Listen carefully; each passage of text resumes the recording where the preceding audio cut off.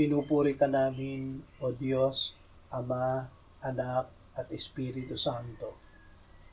Salamat, Ama, na ibinigay mo sa amin si Jesus na iyong anak, na namatay para sa aming kasalanan, iyong muling binuhay, iniakyat at iniluklok sa iyong kanan sa langit.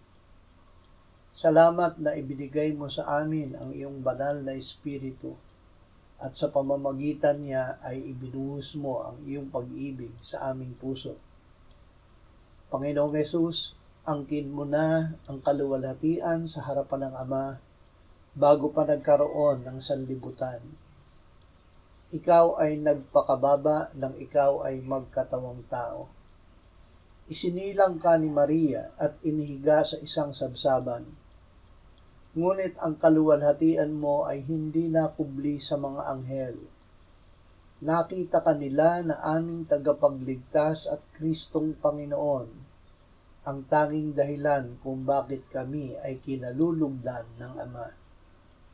Dahil sa iyo ay lagi naming ipapahayag, luwalhati sa Diyos sa kataas-taasan, at sa lupa'y kapayapaan sa mga taong kinalulugdan niya. Amen.